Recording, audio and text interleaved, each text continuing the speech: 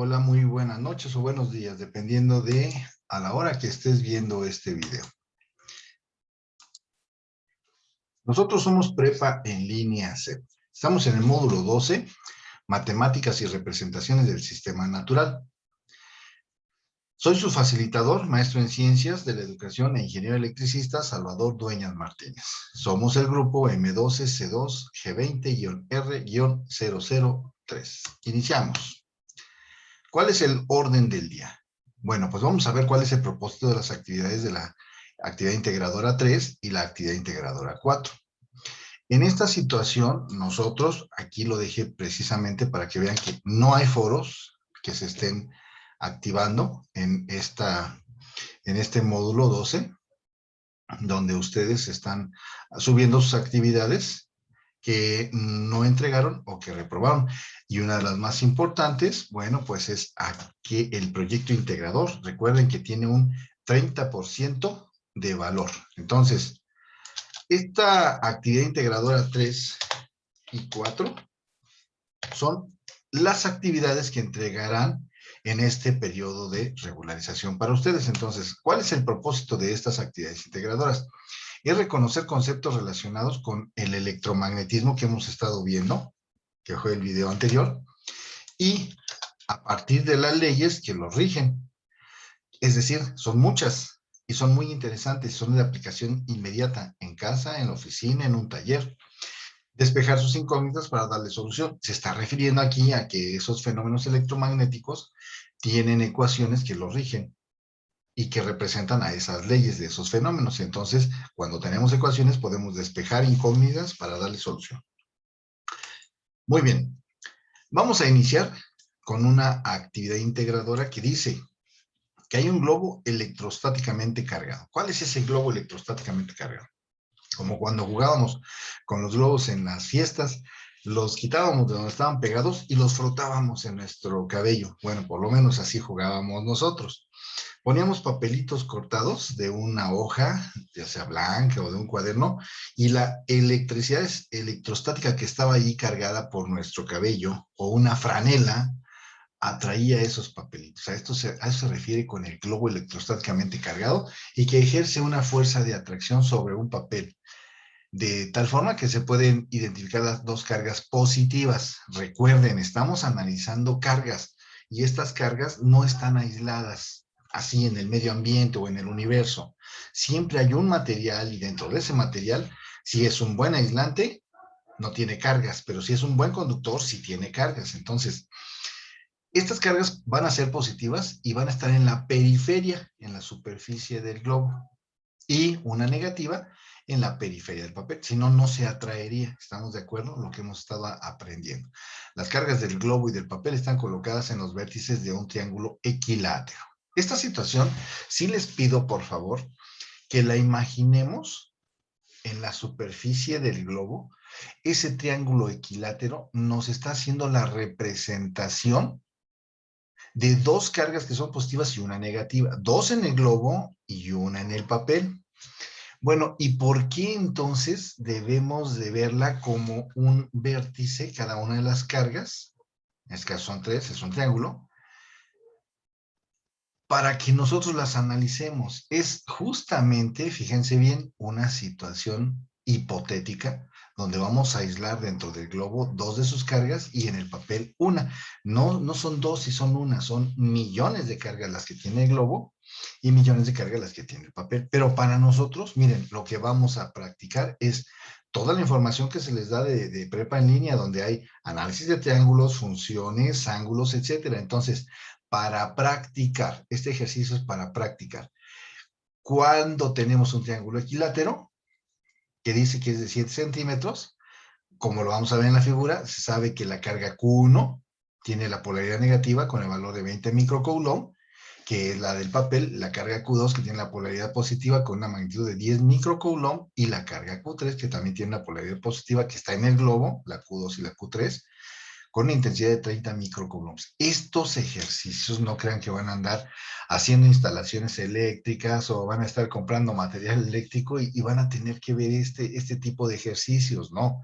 Esto es para que entendamos un poquito más a detalle y en cuanto a la estructura molecular de los materiales del globo y del papel que están cargados electrostáticamente. Un ejemplo de esto también sería, antes se utilizaban mucho en los automóviles el velur, que era una especie de tapiz.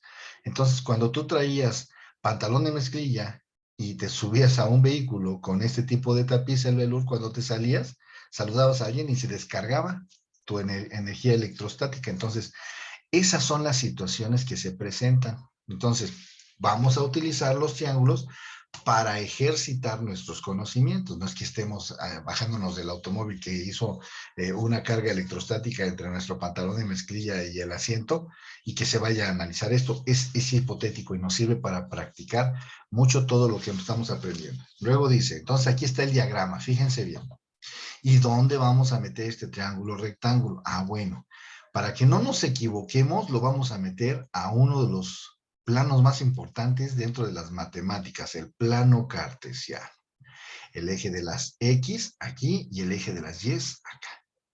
¿Podemos cambiar la posición del triángulo equilátero? Sí, pero vamos a hacerlo sencillo. Entonces lo ponemos en esta situación donde la carga Q1 está en el origen, sobre el eje de las X la carga Q2 y, bueno, desplazado a una distancia equidistante, equilátera de este triángulo, la carga Q3. Y entonces ya lo tenemos dentro del plano cartesiano porque ahí podemos utilizar muchas situaciones matemáticas que vamos a ir viendo más adelante. Entonces la distancia de 7 centímetros la vamos a convertir a metros, porque estamos en el sistema MKS, metros, kilogramos, segundos. No podemos hablar de centímetros y después hablar de coulombs, no. Entonces tenemos que cambiar los centímetros a metros. Luego, las cargas, ya habíamos visto que el prefijo micro lo tenemos que cambiar también para que sean coulombs. Entonces aquí tenemos el diagrama explicándonos que la carga Q1 es la negativa, la Q2 y la Q3, que están en el globo, aquí está gráficamente. Estas tienen cargas positivas y la hoja de papel, que es la carga Q1, tiene carga negativa. Entonces ponemos los signos porque los vamos a utilizar y los valores de sus cargas. Estas dos tienen el mismo valor y la Q3 tiene un valor diferente. Arrancamos con los cálculos. Nos piden que determinemos la magnitud de la fuerza de atracción. Esta fórmula la vamos a obtener, ¿dónde? En la información dentro de nuestra plataforma. Aquí la voy a retomar, pero quiero que sepan de dónde salió. No vayan a pensar que yo la inventé o que la tomé de la internet. No. Toda la información de esta presentación que hago precisamente en PowerPoint, porque es muy sencillo ir siguiendo el algoritmo. Me gustaría utilizar otro tipo de presentaciones, pero serían muchos distractores para ustedes. Entonces, yo lo hago de forma tradicional PowerPoint. ¿Por qué? Porque lleva una secuencia. Entonces, nos piden que retomemos esa fórmula de la fuerza de atracción resultante entre las cargas Q2 y Q3, cómo actúan ambas sobre Q1 y el ángulo de vector de la resultante. ¿Qué decíamos que era un ángulo vector? Bueno, yo aquí donde estoy sentado hay una silla, yo soy una persona obesa, entonces en esa silla tiene 4 patas la silla, entonces todo mi peso se distribuye en las 4 patas, cada una de ellas, desde lo que es la superficie donde estoy sentado, el asiento, hacia abajo, tiene una pata, pero si yo quisiera hacer cálculos de cómo se distribuye ese gran peso, porque yo peso mucho, serían 4 vectores diferentes. Y mi peso entonces estaría actuando sobre la superficie donde está la silla. Entonces a eso se refieren con vectores. Dice que utilicemos el plano cartesiano ¿para qué? Para graficar el resultado. Vamos a ver cómo se hace eso, de la magnitud de la fuerza de atracción. Entonces retomamos la constante K, este valor es universal, este no va a cambiar, siempre que utilicemos la fórmula de la fuerza de atracción, siempre vamos a tener que contemplar esta constante con estas unidades, que es 9 por 10 a la 9, la parte escalar, newtons, metros cuadrados, entre coulombs al cuadrado. Así, ya es este valor de esta constante. ¿Qué es lo que tenemos que hacer? Bueno, dijimos que el prefijo micro lo teníamos que cambiar, entonces decimos que es menos 20 por 10 a la menos 6. El prefijo es precisamente este valor, de 10 a la menos 6, y ahora ya quedan las unidades en Coulomb. MKS es el sistema que estamos utilizando. La carga 2, bueno, entre la carga 1 y la carga 2 hay una diferencia, primero, del signo. Aunque valen lo mismo, las cargas son diferentes. Una es negativa y esta carga 2 es positiva. Esa es la diferencia. Entonces, valen lo mismo, pero con signo diferente. 20 por 10 a la menos 6. Y la carga 3 son 30 por 10 a la menos 6, que en coulombs. Vamos haciendo unificación de unidades para que podamos nosotros sustituir sus valores, sus unidades en la fórmula de la fuerza de atracción. Y la distancia hacemos exactamente lo mismo. Estaba en centímetros y la cambiamos a metros para que podamos sustituir aquí en esta fórmula. Continuamos.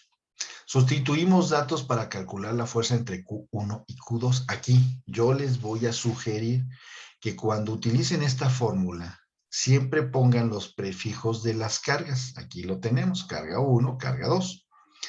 Decimos entonces que la fuerza entre la carga 2 y la carga 1 no es F21 de un número inventado. Estamos refiriéndonos a la carga 2 y a la carga 1.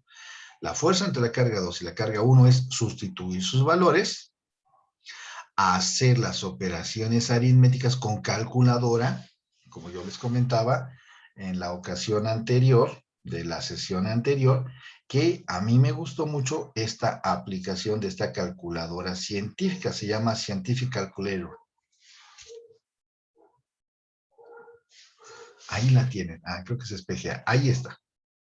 Parece una calculadora real, como una que encontré por aquí hace unos momentos, ya no supe dónde la dejé.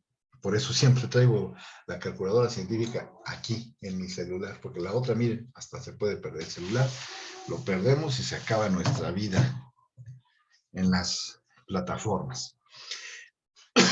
Ahí hacen entonces la operación, primero multiplicar las cargas, después por la constante, y previamente la distancia la elevamos al cuadrado. Entonces aquí ya tienen un tutorial que les subí a la plataforma para que ustedes puedan hacer los cálculos en la calculadora. También lo pueden hacer en la red, también lo pueden hacer en Excel, también lo pueden hacer con el método tradicional de hoja y lápiz.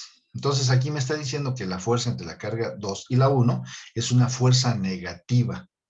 Y cuando es una fuerza negativa, nosotros decimos que es una fuerza de atracción. ¿Cuál fue el valor que a mí me dio? Fueron menos 734.69.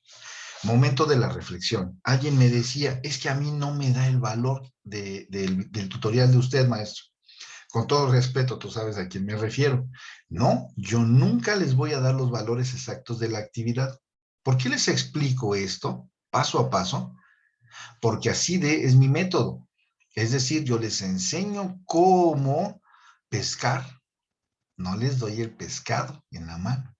¿Qué quiero decir con ello? Que les voy a enseñar cómo hacer su actividad. Los resultados van a ser diferentes y allí es donde entra el razonamiento matemático de ustedes, porque dicen, ¿qué pasó? ¿Mis resultados son diferentes? Obvio que sí, porque si no, entonces estaría haciendo trampa. Y a lo largo de 17 años que llevo de docente, nunca voy a hacer trampas con nadie. Entonces, no es el objetivo que yo les dé resultado, es que ustedes cotejen y empiecen a revisar dónde están las diferencias, o si tienen un área de oportunidad, antes llamada error, la encuentren. Eso es lo más importante de estas asignaturas, el razonamiento, y después el cotejo de los resultados. Sustituimos los datos ahora para calcular la carga Q1 y la carga Q3. Entonces, hacemos lo mismo que dijimos. Vamos a decir la fuerza de atracción o repulsión entre qué carga, la carga 3 y la 1. El método es el mismo. Pongo la constante universal, el valor de la carga 3, el valor de la carga 1, entre la distancia entre ellas, y como es la misma distancia, porque estamos practicando la teoría de los triángulos equiláteros, vamos entonces después a hacer las operaciones en la calculadora científica y el resultado me dice que de nuevo hay una carga, una fuerza, perdón, de valor negativo, que dijimos que cuando es negativo, ahora el valor es de 1103.04 newtons, este es de atracción. Entonces, cuando es negativa la fuerza, el resultado de la fuerza, entre dos cargas, se atrae. ¿Qué pasaría si fuera lo contrario, que fuera positivo? Sería de repulsión. Muy bien, entonces aquí lo que tienen que practicar es la parte de las matemáticas de notación científica, Y la parte de las dimensiones, aquí Coulomb por Coulomb se trata como si fuera álgebra, es Coulomb al cuadrado. Entre Coulomb al cuadrado el resultado es 1 de esa división, no desaparece, no se elimina. Coulomb entre Coulomb al cuadrado, Coulomb al cuadrado entre Coulomb al cuadrado es 1. 1 por todas las unidades que hay aquí no le afecta. Metros al cuadrado es metros al cuadrado entre metros al cuadrado, el resultado es 1. Entonces, ¿qué queda? Newtons. Es así como presentamos el valor de la fuerza. Trazamos el paralelogramo para trazar la resultante que va a estar en color verde. Paralelogramo. Sí, esta figura, fíjense bien, este triángulo equilátero, que también representa un vector, lo dibujamos paralelo y va a tocar ahora, en lugar de tocar a la carga Q1, desplazarlo va a tocar a la carga Q2. Y es en el mismo ángulo de inclinación y la misma magnitud que tiene este vector, que es la distancia entre la carga Q1 y la Q3, y lo desplazamos para acá. Ya lo pusimos aquí. Estamos dibujando el paralelogramo, que no existe, lo único que tenemos es el triángulo equilátero. Luego, este otro vector o fuerza de atracción entre la carga Q1 y Q2 lo vamos a dibujar paralelo. Ahora, en lugar de iniciar en Q1, ahora va a terminar iniciando en Q3. Fíjense bien. Ya dibujé el paralelogramo, sigan el cursor, ahí está. Y me dice que la fuerza de interacción entre estas tres cargas por el método del paralelogramo, que estoy jugando aquí con el vector, y miren qué buen pulso traigo, ¿eh? Y eso que soy hipertenso, chéquenlo. La resultante es la línea diagonal del paralelogramo. Y esta es la interacción entre las tres fuerzas. Entonces, a eso se refiere cuando dice que trazamos el paralelogramo. Sí, aquí, las paralelas. Luego, para trazar la resultante, que es el vector verde. Muy bien. Y entonces aquí consideraremos, fíjense bien, que ya se formó un triángulo con dos lados iguales y un tercero diferente. Si yo hiciera un corte imaginario entre Q1, Q3 y el valor final de la resultante, quedaría este triángulo. Lo corto de aquí de forma imaginaria y lo desplazo hacia afuera. ¿Para qué? Para que ahora pueda yo entonces utilizar una ley que se llama ley de los cosenos. Véanlo. Este sería el vector verde, este el vector rojo y este el vector negro. Entonces, dice que aquí adentro hay un ángulo de 120 grados, acá hay 30 grados y acá hay 30 grados. En este tipo de triángulos, 120 más 60 son 180 grados interiores. Y entonces sí puedo utilizar la ley de los cosenos porque ya calculé este vector que fue la fuerza entre la carga 1 y la carga 2. Aquí está su valor. Este otro vector lo conozco, sí, es la fuerza entre la carga 1 y la carga 3 y este es su valor. Y entonces ahora el vector que yo dibujé y que digo que este es el resultante, lo voy a calcular. Y entonces debo llamarle a cada uno de estos lados de este triángulo, este es su lado A, este su lado C y este es su lado B, con estos ángulos que se presentan. Y entonces dice, ley de cosenos para un triángulo oblicuángulo. Dos lados iguales y un tercero diferente. No tiene ángulo de 90 grados. No, dijimos que tenía 120 y los otros dos ángulos son de 30 grados. Ahí entonces vamos a utilizar la ley de los cosenos. ¿Por qué la ley de los cosenos? Porque vamos a calcular el valor de B, que es la fuerza resultante de la interacción entre las tres cargas. Tendríamos el lado C, que lo indicamos en la gráfica anterior, el lado A del triángulo y el lado B. Cuando tenemos este triángulo que se llama oblicuo ángulo, dos lados iguales y un tercero diferente, la ley de los cosenos es una fórmula y como tal se aplica. Me dice que si yo quiero calcular la A, tengo que calcular la A cuadrada y la relación de los otros dos lados y la función de coseno para ese lado A que quiero calcular. Pero ¿cuál es nuestro caso? Perfecto. No es ni el A ni el C. Dijimos que vamos a calcular la fuerza resultante. ¿Cuál es esa? La letra B. Entonces nos vamos aquí a la ley de los cosenos, donde dice B cuadrada es igual a elevar el valor del vector A al cuadrado más el valor del vector C al cuadrado menos 2 veces A por C por el coseno de B. ¿Y cuál es el coseno de B? Para nosotros ser el ángulo de 120 grados. Entonces, descartamos por el momento la primera fórmula y la tercera y nos quedamos para la B cuadrada. Lo único que nos faltaría entonces para calcular el valor de la fuerza resultante, ¿qué es? ¿Qué le sobra aquí? Muy bien, el cuadrado. ¿Cómo se despeja al otro lado? Como raíz cuadrada de A cuadrada más C cuadrada menos 2AC por el coseno de B. En alguna ocasión me llegó una retroalimentación de un estudiante donde decía, ¿y por qué tiene que estar leyendo? Y lee mucho y se la pasa leyendo. No, discúlpenme. Es que si no voy leyendo esto, entonces, ¿qué les explico? Ahora, esta es mi forma de platicarme a mí mismo lo que estoy interpretando. Ustedes tienen su propio método, espero que lo practiquen. Que así como yo ahorita, mi familia están en total silencio porque saben que estoy en sesión. Cuando ustedes estudien, háganlo en un momento donde su familia les pueda permitir el silencio o si hay mucho ruido en casa, ustedes se aíslan y platíquenles que están ustedes estudiando matemáticas, fenómenos electromagnéticos, para que puedan hablar. Y entonces la lectura en voz alta nos da ese razonamiento que necesitamos. Por eso luego decimos, yo no he podido aprender. Es que si quieres aprender sin leer, no es posible.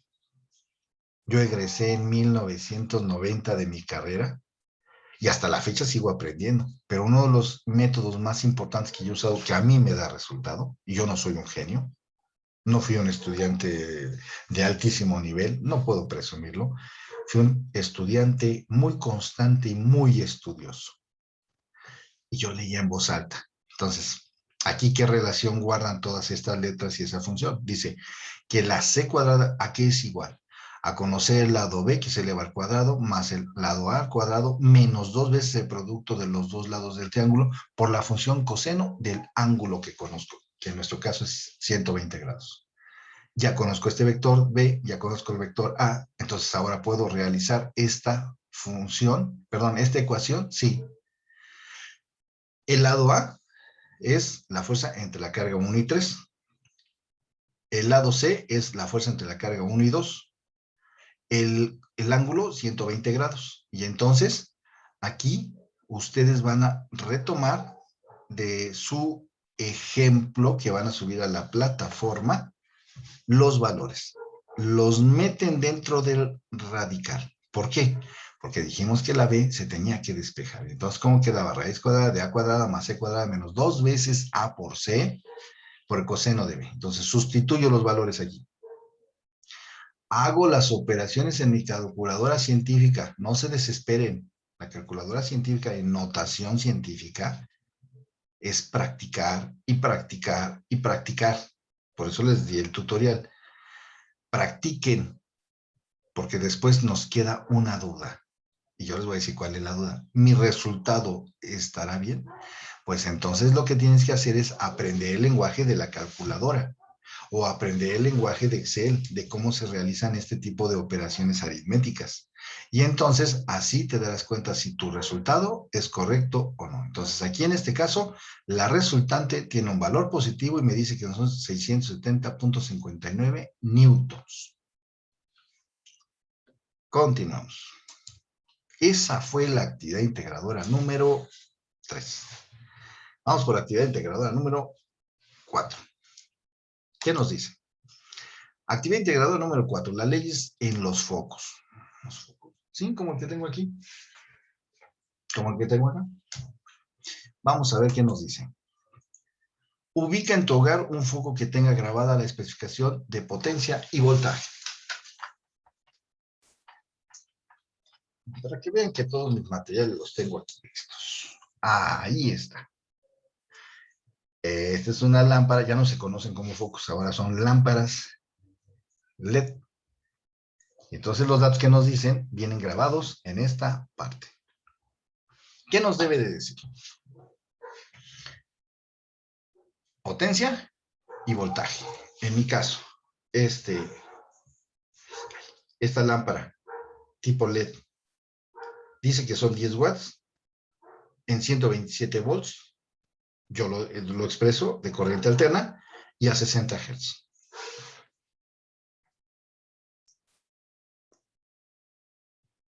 Ahí está. Entonces, ustedes van a tomar uno de su casa. Puede ser uno de incandescente, sí, pero no traía todos esos datos. Nada más nos decían 10 watts, 100 watts, 70 watts. El voltaje luego de repente venía, pero se borraba. Entonces, aquí, este tipo de lámparas ya cumplen con todas las especificaciones eléctricas. La especificación suele indicarse de la siguiente manera: 40 watts, 120 volts, como la lectura que hice de mi lámpara tipo LED. Van a tomarle una foto. ¿A quién? A esto. Lo ponen ahí, clic, ahí está la fotografía. De ese dato y lo van a incluir en su documento, con eso van a hacer sus cálculos. Con los datos de tu foco, lámpara, calcularás su resistencia. ¿Por qué puedo calcular la resistencia, estimados estudiantes? Porque conozco la potencia, perdón, sí, conozco la potencia y conozco el voltaje. Y entonces la ley de Ohm me permite hacer ese cálculo. Y me dice que específicamente es este foco, esta lámpara, con esos datos, tiene un valor de resistencia. Sí, miren, mientras no está conectado, no hay resistencia en él que se pueda ver. ¿Cuándo se nota que hay una resistencia? Cuando yo lo conecto, lo prendo, y entonces aquí, ¿qué va a pasar? Se calienta. Es el fenómeno de la resistencia lo que provoca la temperatura. Y además el fenómeno de la radiación, de los fotones que se emiten desde esa lámpara. Entonces, con estos datos vamos a hacer el cálculo. Dice aquí, datos del foco y cálculo de resistencia. Dice que tiene una potencia de 40 watts. El de ustedes debe tener una potencia diferente. Claro que algunos sí van a tener 40 watts porque se venden en medidas de potencia estándar. 40, 100, como ustedes lo pidan. Se va a conectar normalmente a 120 volts. ¿Hay para voltajes diferentes? Sí. En nuestro caso vamos a consultar solamente aquellas lámparas que sean de 120 volts. La potencia, ya dijimos, vas a leerla. Aquí está un foco de General Electric. Ese logotipo me trae muy buenos recuerdos. Trabajé allí. Y luego presumo estas cosas para que vean ustedes que lo que yo he estudiado está a sus órdenes. Por eso, en la sesión de dudas, si es que apareciera ahorita alguien, o en lo que es mensajería, les contesto. Y yo no me guardo nada de conocimientos, yo quiero muchos profesionistas, mis estimados estudiantes. Bueno, me dice que la potencia, la fórmula de la potencia, ¿cómo se calcula? Multiplicando el voltaje por la corriente. Sencillo. Dice aquí, conozco la potencia, conozco el voltaje. ¿Qué desconozco, estimados estudiantes? Analicen esto. ¿Qué desconozco? Véanlo. La corriente. ¿La puedo conocer? Sí, porque tengo de 3 variables, conozco 2. ¿Y entonces qué hago? Por eso leo las expresiones. Discúlpenme si les interrumpo, les afecto, les molesta. Dice que la potencia es igual a ¿qué? A multiplicar el voltaje por la corriente. Entonces, al decir que están multiplicando, si quiero despejar de aquí la corriente, el voltaje, ¿cómo pasa? Inverso a lo que está haciendo aquí. Y aquí está multiplicando, lo inverso es dividir. Y entonces la corriente, ¿cómo queda? A que es igual a dividir la potencia entre el voltaje. Los 40 watts entre los 120 volts, punto 333 amperes. Porque la corriente se mide en amperes. ¿Y qué significan los amperes? Es una unidad estándar. en realidad hay millones de electrones corriendo. Pero si me es difícil estos conceptos, en lugar de utilizar amperes y yo usar cantidades mucho más específicas en cuanto a notación científica, mi cerebro sería difícil que comprendiera este fenómeno eléctrico. Entonces, ya conozco la corriente. ¿Cómo se calcula la resistencia? Pues me dice que de la ley de Ohm, uno de sus despejes es la resistencia es igual al voltaje entre la corriente. ¿Conocía la corriente? No, la acabo de calcular, mis estimados estudiantes, aquí la tengo. Entonces, ¿conozco el voltaje? Sí, 120 volts.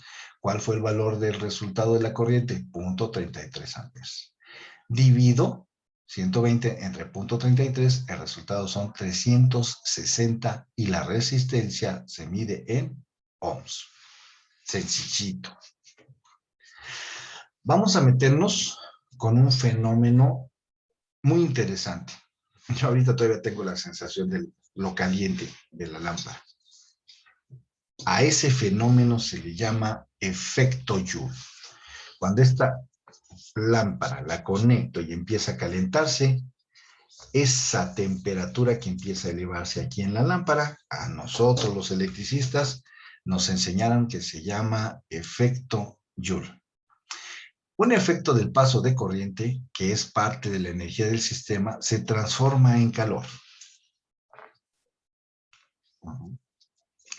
Aparte de dar una intensidad luminosa que se irradia, que ilumina este estudio donde estoy, da el fenómeno del calor. A eso se refiere aquí, con que se transforma parte de la energía que le llega del voltaje de allá, del apagador, de la alimentación de mi casa, que es casa de ustedes, que viene desde la termoeléctrica, se transforma esa energía, parte de ella, en calor y aumenta la temperatura del circuito a donde esté conectado.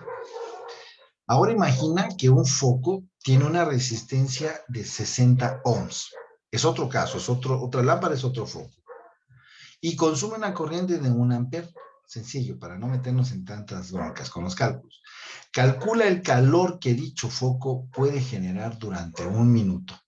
Interesante, ¿no? Yo de donde lo quité, ya no está produciendo calor. Vamos a hacer que produzca calor. Ahí está. ¿Listos? Luego dice, imagina que tiene 60 ohms y que pasa por él una corriente de 1 ampere. Calcula el calor que dicho foco puede generar durante 1 minuto. Expresa el resultado en calorías y kilocalorías. A ver, esos que cuidan la dieta, yo no. Pero aquí mis hijos y mi esposa sí. ¿Son similares esas calorías? No, porque aquí estamos hablando de energía eléctrica. Las otras son energías corporales, las que vamos adquiriendo y que tenemos que disipar. Yo no puedo, ustedes sí. Recuerda utilizar la siguiente fórmula. Q igual a 0.24, la corriente se eleva al cuadrado, se multiplica por la resistencia y por el tiempo. Este tiempo es el que nos están diciendo. ¿Durante qué tiempo? Durante 1 minuto. ¿Cuál es la corriente? 1 ampere. ¿Conocemos la resistencia? Vamos a ver. Aquí nos dijeron que sí, que son 60 ohms. ¿Tenemos todos los datos? Sí, porque la constante no cambia. La corriente es 1 ampere, se eleva al cuadrado. ¿Cuánto queda? 1 al cuadrado es 1 por 1. 1. La resistencia, que son 60 ohms, y el tiempo, que son 1 minuto. ¿Dónde? 0.24 la constante del efecto Joule para nuestros cálculos. Un Joule es igual a 0.24 calorías, porque aquí nos dicen que entregamos el resultado en calorías y kilocalorías. Parece complicado. No, vamos a verlo. Vamos a realizar. Ley de Joule. La ley de Joule enuncia que esa lámpara que está trabajando allá, ya le conecté al voltaje y además encendí su apagador o encendedor. Apagador, encendedor, tienen las dos funciones. Cuando la corriente eléctrica empezó a atravesar por el conductor que alimenta esa lámpara se calienta, emitiendo energía, de tal forma que el calor desprendido, aquí lo estoy percibiendo, véanlo, es muy poco, sí, por eso las lámparas LED son excelentes. ¿Por qué? Porque antes se utilizaban las fluorescentes peligrosísimas, porque todos esos tubos fluorescentes, si tenían un pequeño agujerito, dejaban pasar ahí una radiación ultravioleta que lo que produce es cáncer. Vean, yo tengo muchas marcas, soy muy sensible a la luz ultravioleta. Y entonces se calienta emitiendo energía. Se quitaron las lámparas fluorescentes y ahora están al tipo LED, que no son tan calientes como las lámparas incandescentes que tenían un alambrito enrollado adentro. Desprendiendo, dice, ese calor y es directamente proporcional, o sea que la Q es el calor disipado por la resistencia. ¿De quién? De una lámpara de resistencia, no como esta que es tipo LED. Proporciona la resistencia del conductor, dice, al tiempo durante el que esté circulando la corriente y al cuadrado de la corriente que lo atraviesa. O sea, esta fórmula, donde Q debe ser medido en términos de Joule, de calorías. Una caloría son 4.186 joules, o sea que si yo tengo un joule, aquí debo de ver cuánto es en calorías, pero me dicen primero que una caloría es este equivalente en joules. Luego, la resistencia en qué se mide, en ohms. El tiempo en que se mide, segundos. MKS, metro, kilogramo, segundo. Entonces, vamos bien. La corriente en amperes. ¿Tenemos todo listo para hacer el cálculo? Sí. Vamos a hacer el cálculo del calor del foco. Aquí, en la primera columna, vamos a hacer una tabulación porque vamos a hacer varios cálculos. ¿Es válido que hagas esto en Excel? Sí, si eres excelente en Excel, hazlo. Y si no, pues inténtalo para que no tengas que trabajar tanto con la calculadora. A la hora de que estás haciendo los cálculos, tu cabeza se llena y luego de repente ya no sabes qué estabas haciendo. Te metes tanto en los cálculos que se te olvida cuál es el verdadero objetivo y propósito de esta sesión. Luego, en la siguiente columna, pones el valor de la resistencia. ¿Por qué no cambia? Porque estoy utilizando el mismo foco, que para mí son 60 ohms. El tiempo, fíjense bien, vamos a ir viendo cómo se va calentando, porque lo que estamos analizando aquí es el efecto Joule, que es el efecto de la temperatura. Desde que lo conecté hasta un minuto, me decían. Y luego, la fórmula del cálculo del calor.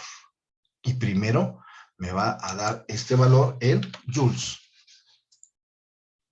0.24 por la corriente al cuadrado, por la resistencia, por el tiempo. Entonces aquí, en Excel, tú metes tu fórmula, le dices que la corriente siempre va a ser de 1, la resistencia va a ser de 60, y fíjense bien cuál es la variable.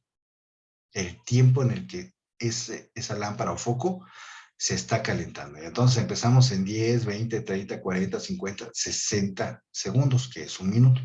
¿Pude haberlo puesto de 5 en 5? Sí. ¿Pude haberlo puesto de 1 en 1? Sí, eso depende de ustedes. Aquí, por facilidad, para entender lo que estamos haciendo, es de 10 en 10 hasta llegar a 60. Y me arroja el valor automático si lo haces en Excel. En la calculadora también se puede programar, ¿eh? 144 joules a 10 segundos, 288 a 20 segundos, 432 a 30 segundos. ¿Qué sucede? Cuando pasa un minuto, son 864 joules de calor. ¿De quién? De esa lámpara. O sea que se fue calentando gradualmente hasta llegar a un minuto. Ese es el fenómeno que tenemos que rescatar y analizar aquí. Luego hacemos la conversión. Me decían que debo calcularlo en calorías y en kilocalorías. Primero vamos a hacerlo en calorías. Nos decían entonces que un joule, ¿a qué es igual? A 0.24 calorías. Y entonces, regla de 3.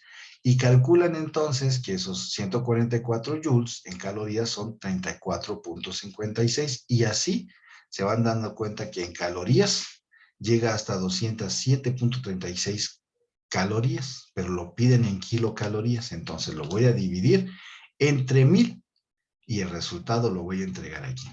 Esto, por favor, si quieren tomarse mucho tiempo y en lugar de descansar, quieren hacerlo con calculadora de lápiz, adelante. Si no tienen los medios de tener Excel, bueno, pues ni modo, calculadora, lápiz y papel.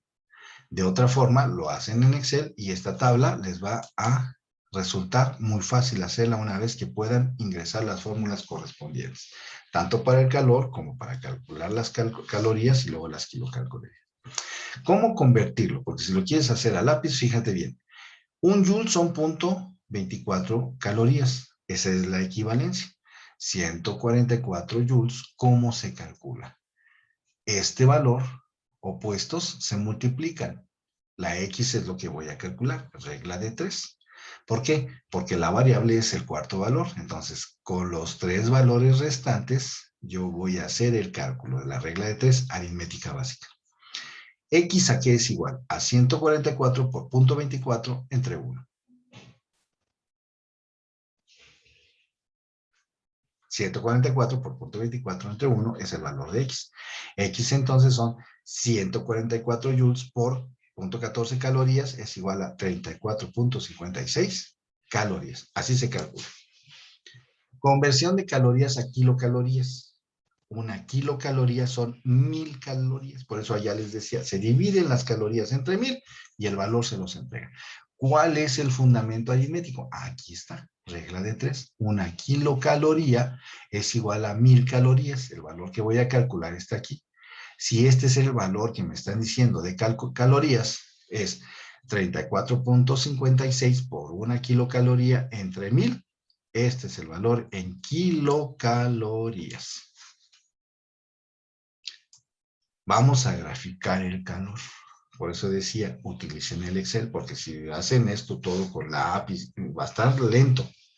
Pero si a ustedes les encanta así, bueno, pues adelante, bienvenido. Yo les sugiero que lo hagan en Excel. Gráfica del calor. En el eje de las X, ¿ahora qué voy a poner? En el eje de las Y, ¿ahora qué voy a poner? Entonces, aquí, fíjense bien, la gráfica de calor dice que son las calorías a 10, 20, 30, 40, 50, 60. En el eje de las X siempre ponemos el tiempo. Y en el eje de las Y es la variable que yo quiero contrastar. ¿Contra qué? Contra el tiempo, que en este caso son las calorías. A 10 son 40 calorías más o menos, decíamos, ¿no? 34.6. A 20 segundos son 69, vamos a verlo. A 20 segundos son 69, ahí anda más o menos el valor. A 30 segundos son 103, vamos a ver, a 30 segundos, 103. Y entonces me entregan esta gráfica del calor, para que vayamos viendo, porque el cerebro entiende más por gráficas que por cálculos. Ese es el objetivo de hacer esta gráfica del calor. Frase motivadora, porque dijimos que les íbamos a regalar una frase motivadora. Esto lo dijimos desde allá, desde que vimos el orden del día. Frase motivadora. Las personas silenciosas son las que tienen las mentes más ruidosas. Yo hablo mucho, entonces mi mente es menos ruidosa. Eso lo dijo Steve King. ¿Dudas? Pues no apareció nadie de ustedes aquí. Y cierro la sesión de dudas abriendo el espacio entonces para que se comuniquen conmigo a través de la plataforma en mensajería. Muy bien, les deseo que aprendan mucho de la actividad integradora 3 y 4. El día de mañana les entrego la 5 y 6 y el día miércoles, si mi poder superior me lo permite, les estaré entregando entonces el proyecto integrador. Por favor, estimados estudiantes, háganle mucho caso al proyecto integrador porque tiene un valor de 30% de su calificación. Si les faltaban algunas décimas o puntos, ese proyecto integrador, entréguenlo primero, porque no sabemos cómo estén ustedes en tiempo y este viernes se cierra ya su nivelación. Entonces, por favor, les espero en la plataforma. Cualquier duda estoy ahí para atenderles. Suban todas sus actividades. Nos restan 4 días para que puedan aprobar este módulo 12, que no es fácil. Es de mucho trabajo y de muchos conocimientos. Buenas noches, buenos días, dependiendo sea el caso.